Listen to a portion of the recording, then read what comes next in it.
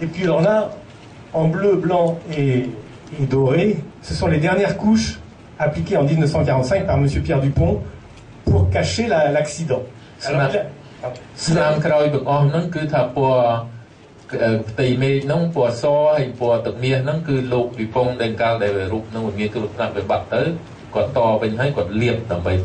Alors le bleu peut paraître étrange pour un Bouddha, mais en fait, il a dû mettre des couches de préparation.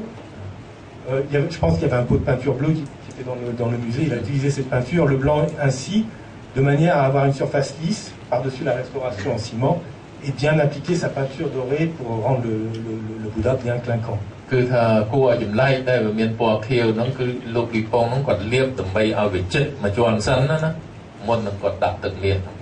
Donc tout ceci, bien sûr, il ne le dit pas dans ses écrits.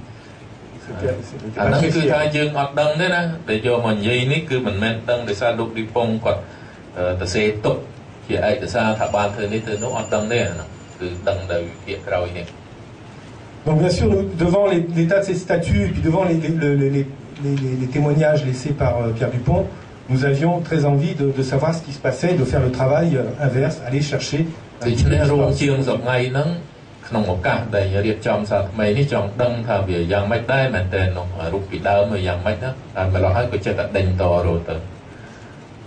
Alors voilà, si c'est un long travail de dégagement, la statue avec les couches de peinture appliquées par M. Dupont qui sont retirées. Nous avons l'état à peu près avec une dorure très abîmée, mais l'état de la statue au début du XXe siècle, fin XIXe siècle, début XXe siècle.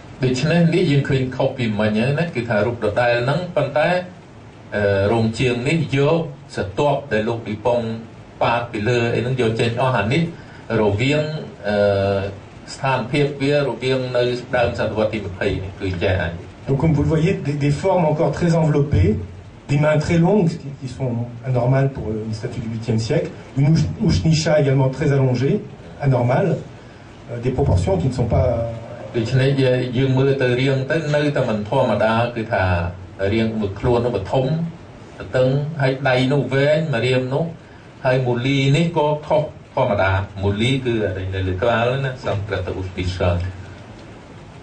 Il nous a fallu alors attendre près d'un an pour avoir l'autorisation du ministère de la Culture pour que nous puissions, à notre tour, continuer le dégagement à la recherche des formes initiales de cette image.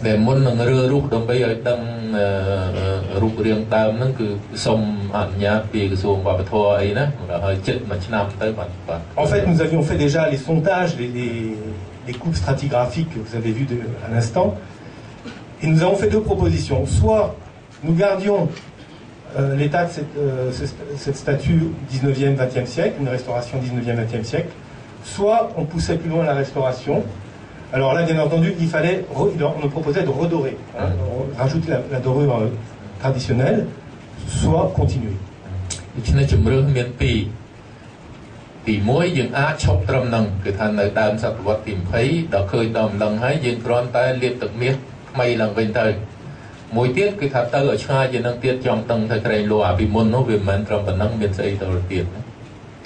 Finalement, tout le monde s'est mis d'accord pour que nous poursuivions la restauration, dans la mesure où tous les sondages nous indiquaient qu'effectivement la pierre était apparemment présente partout.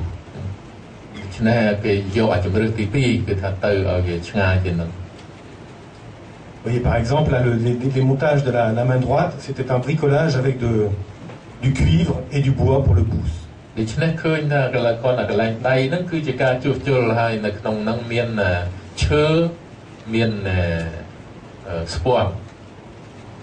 Et puis là où on était le plus, comment dire, où c'était peut-être le plus délicat et le plus inquiétant, c'était le dégagement du visage. On espérait bien retrouver une expression, un visage de Zou et non pas un faciès trop abîmé.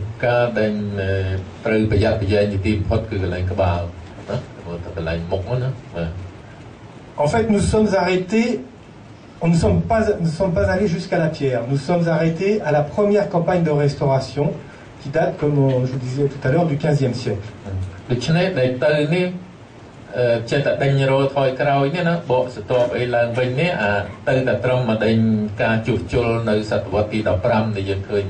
Donc on voit apparaître surtout sur la pierre des restes d'enduit noir, très rarement d'enduit rouge et encore moins de dorure, mais la pierre qui est tout à fait proche, mais un niveau qui date donc du XVe siècle. Et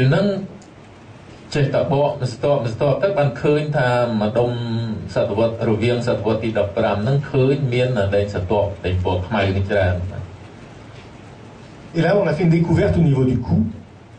On voit que la tête, anciennement cassée accidentellement ou volontairement, on ne sait pas, avait été surhaussée de 3 cm.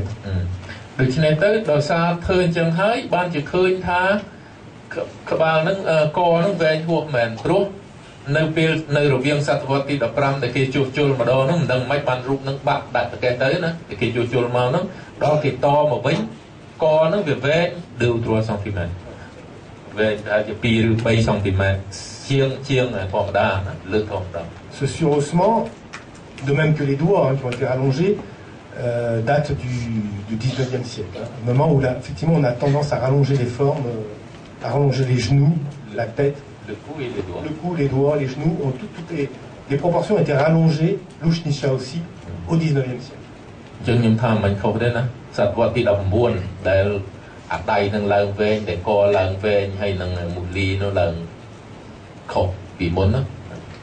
Et bien sûr, comme nous avons décidé, avec la direction du musée, de retirer ces extensions.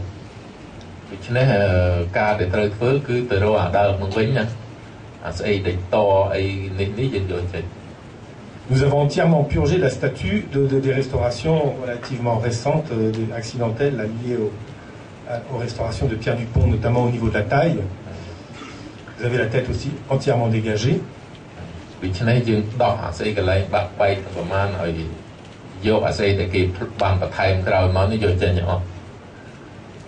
C'est intéressant de voir aussi au niveau du grès que cette cassure qui s'est produite en 1945, elle suit un plan extrêmement régulier en travers du thorax et qu'il s'agit certainement d'une rupture d'un plan de cassure qui était déjà naissant au sein même de la pierre. Il y avait déjà une ligne de fracture prête à se détacher. Naturellement. Ça correspond à un lit de la pierre, un clivage qui est déjà dans la pierre.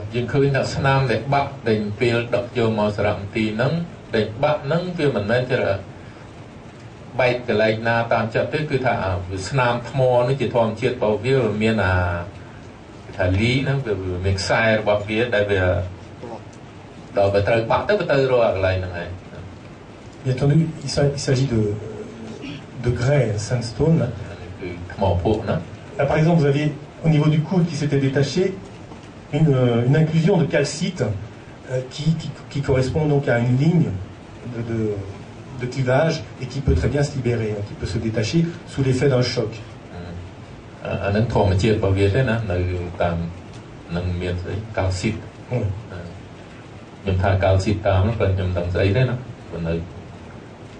Bon, j'avance. Le travail avance. La statue est entièrement dégagée. Elle paraît aujourd'hui noire, parce qu'il ne reste plus que cet enduit de Mériac avec le rouge qui a quasiment totalement disparu. Alors là, la statue est en cours de remontage et rejointoyage au niveau de la cassure du cou.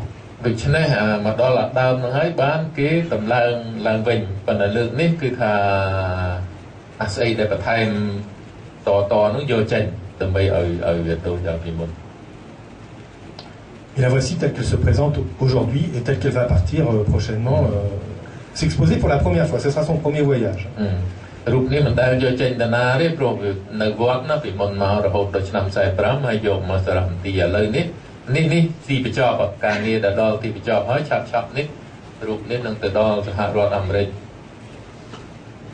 Alors, là où Pierre Dupont a été quand même assez, comment dire, un peu culotté, on dit en français, d'avoir prélevé dans une pagode une statue qui faisait l'objet d'un culte. Je crois que c'était même vraiment un culte important, un pèlerinage qui drainait beaucoup de monde dans toute la province. Là, effectivement, c'était quand même assez ennuyeux. Quelque part, dans ce malheur, il a un petit peu sauvé cette statue, car la pagode a été entièrement brûlée durant le drame des Khmers rouges. រឿងនេះមានសេចក្តីសង្កេតពីរណាពីយើងគិតទៅលោកជាអធិពងនោះមិនគួរទៅយកបុរាណវត្ថុនៅកន្លែងដែលរាជប្រជាជនគេគោរពណាប៉ុន្តែដល់ការដែលយកមកហោះហើយនេះវាទៅជាមានវាអាចជាវិជ្ជមានមួយយ៉ាងដែរព្រោះទី1វត្តហ្នឹងគេបំផ្លិចបំផ្លាញនៅសម័យក្រហមនេះណាហើយឥឡូវនេះពីអន្តរជាតិនឹងបានស្គាល់ណាដោយសារ Et il y a quelques années, il y a quelques vieux achars de la pagode qui se souvenaient justement de l'enlèvement de la statue. Donc on était assez...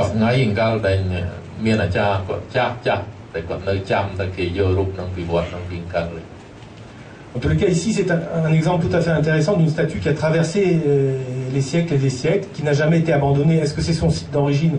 Nous ne savons pas, mais en tous les cas, elle a toujours visiblement fait l'objet d'un culte. Et c'est un exemple tout à fait intéressant.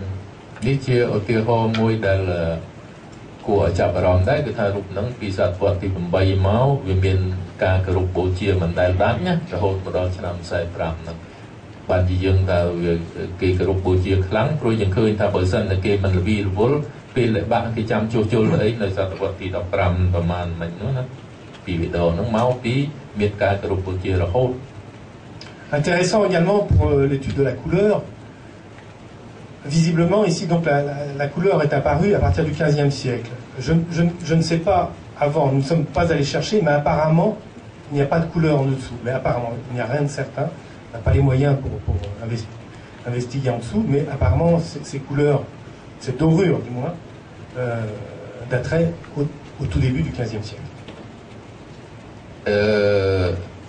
សំណល់ហើយពណ៌ណាពណ៌ទឹកមាសពណ៌ក្រហមហ្នឹងពោះគាត់គឺថាពីសតវត្សទី15មកណាយើងអត់ដឹងថាពីដើមពីទី8នោះយ៉ាងម៉េចទេ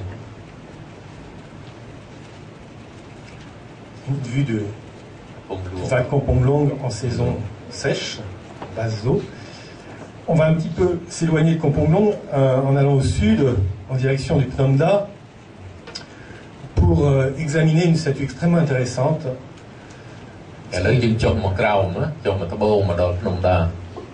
Une statue qui va partir également bientôt s'exposer aux États-Unis et qui avait été découverte en morceaux et rapportée par M. Pierre Dupont également en 1945, à quelques jours près de l'enlèvement de la patrouille Compong-Long. ប្រហែលថ្ងៃខុសៗគ្នាហ្នឹងលោកឌីប៉ុងដដែលហ្នឹងគាត់បានទៅយករូបសំណាកមួយដែលបែកបាក់ជាកំណាត់ណាយកមកនៅក្នុងពី Nous sommes au Phnom Da. Comme vous le savez, toutes les œuvres pendant du Phnom Da ont été découvertes au fil du temps, morceau après morceau, ont été reconstituées lentement. Et beaucoup d'éléments de statues ont été découverts au pied, à l'intérieur, autour des grottes. Grotte artificielle qu'on retrouve donc creusée à l'intérieur des flancs de la grotte.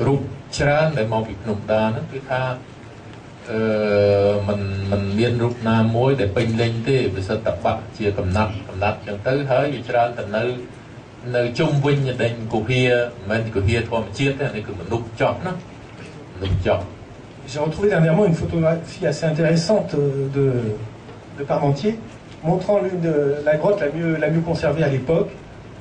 Avec encore, c'est caché par une empreinte digitale, mais là vous avez un reste de mur en briques qui formait une enceinte à l'entrée de la grotte, qui formait même une salle à l'entrée de la grotte. រូបហ្នឹងវា1930ណាលោកអងរីតាមមកជាណាថតមកហើយយើងឃើញថាពេលនោះមានសំណង់ថ្មីក្រោយមកណាព្រោះអីវានៅតែចំពោះប្រជាជនមិននៅជាទីគោរពបូជាអញ្ចឹងឃើញមានផ្ទះខ្ទប់ស្អីគាត់ឬក៏ផ្ទះអីស្លឹកនៅ Il y avait donc un mur très épais qui délimitait une sala à l'entrée. Il restait encore peu de temps l'encadrement en schiste d'une porte, aujourd'hui qui est par terre.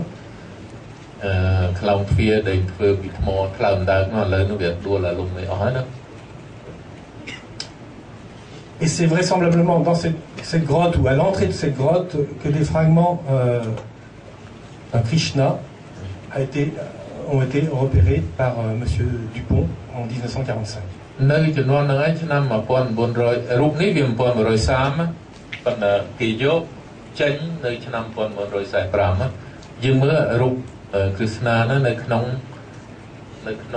រូងមិញណាគុហាលាងដែលមនុស្សចប់ហ្នឹងមិនលាងផងជាទេណា Alors là, c'est ក្តីថាមនុស្សគេគោរពបូជាណា C'est une autre photo également de M. Parmentier qui précède le prélèvement de M. Dupont. Assez mystérieux parce que la statue est aujourd'hui beaucoup plus abîmée. On voit qu'on est en train de la soulever. Hein, on est à l'intérieur de la grotte, visiblement. Malheureusement, je n'ai pas de légende pour cette. Enfin, il n'y a pas de documentation sur cette photo. On est en train de soulever la statue. ឯកសារហ្នឹងមានតែជារូបថតអត់មានសរសេរអីឲ្យដឹងប៉ុន្តែយើងមើលទៅគឺគេកំពុងតែទាញរូបហ្នឹងណាយើងមើលទៅឃើញកន្លែងនឹងទ្រូងហើយយើងឃើញស្អីនៅលើទឹកខ្សែទេ Et la voilà, bon, présentée dans les années 60, photographiée par Madeleine Giteau, mais telle qu'elle a été ramassée dans la grotte en 1945. ដល់ឆ្នាំ1960មកនៅសារមន្ទីរជាតិទៅនេះ Vous voyez qu'il s'agit d'une sorte d'homme tronc. On voit d'après le mouvement du corps que le bras gauche a tendance à vouloir être dressé, à être levé.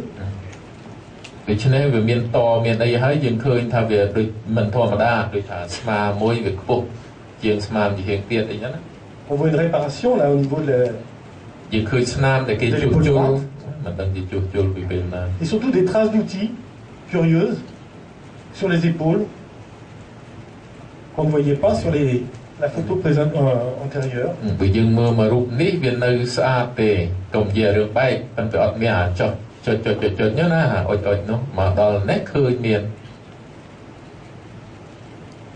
Alors en 2000, en 1997, pardon. Nous avons fait juste une première campagne de restauration. Nous l'avons déposée.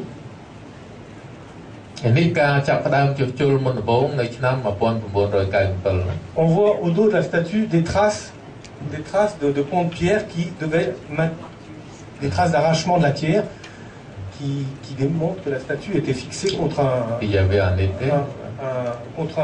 une stèle, contre un dos. Il y avait un étainement en grès qui a été arraché.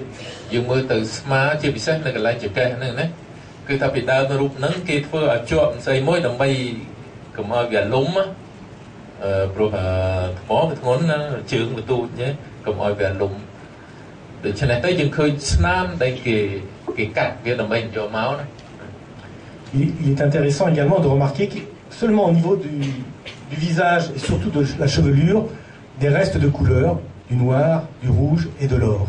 Idem, le même type de couleur que nous observions sur le canal d'Ancompon.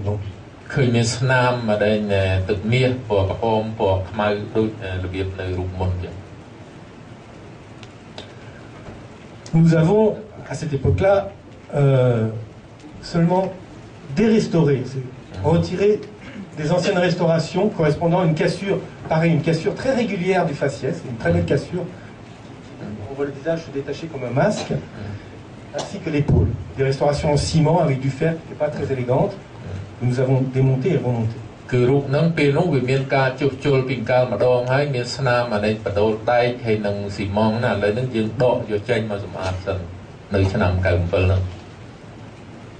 Voilà. Et il faut savoir qu'il y avait une autre statue assez similaire qui avait été ramenée du même site, hein, d'une des grottes du Knomda, une autre statue représentant vraisemblablement Krishna, qui avait été acquise par M. Stockley, un collectionneur belge, en 1920, bien avant donc la découverte de la statue que je vous montrais avant.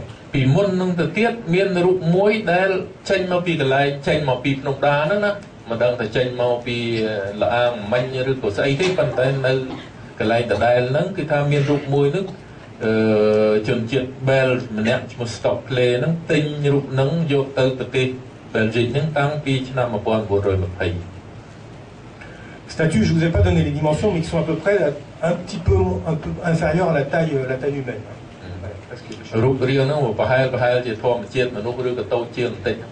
Je viens d'apprendre, d'ailleurs c'est assez amusant, cette statue, en fait, a été embarquée par un marin français, à Marseille, j'imagine, et il l'a vendue à un collectionneur français contre une moto, en fait, il l'a échangé, qui ensuite a été achetée par à Amsterdam par ce collectionneur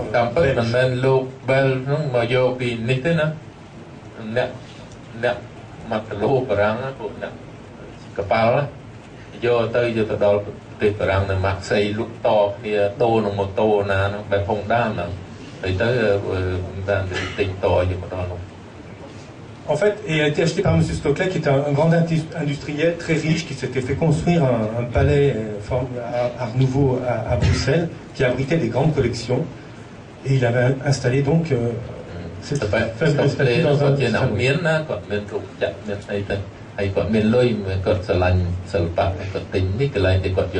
salon.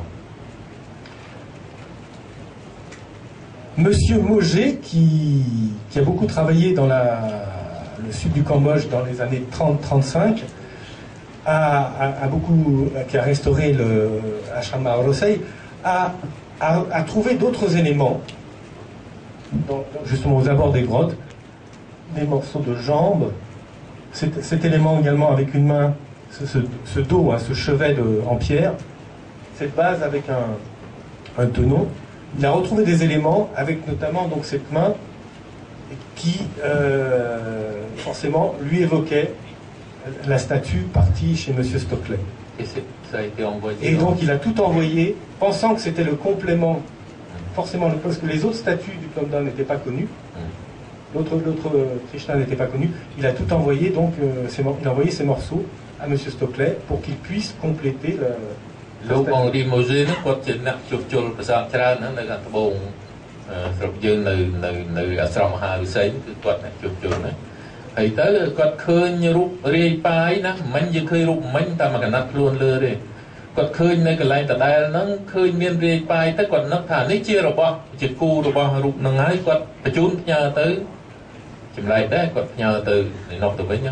Donc là, la photo montre des tentatives de raccordement des éléments réalisées à Bruxelles par le personnel de M. Stoclet. On voit que les jambes, la base, tout fonctionne, et même à la limite le haut.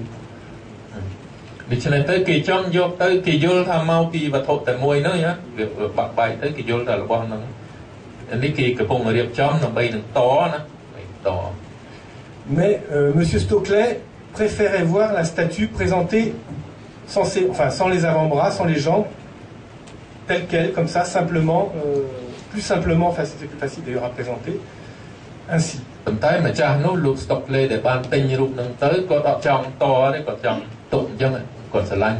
Il n'avait pas envie de restaurer, de mettre des goujons bouchés, avoir une jambe plus longue que l'autre, etc.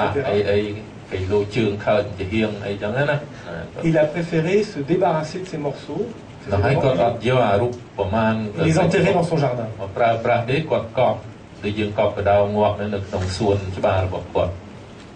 Monsieur Stoclet est mort en 1970 et c'est le musée de Cleveland, il y a une vente de sa collection, le musée de Cleveland a acheté le fameux Krishna, l'homme au bras levé, le Krishna de Stoclet.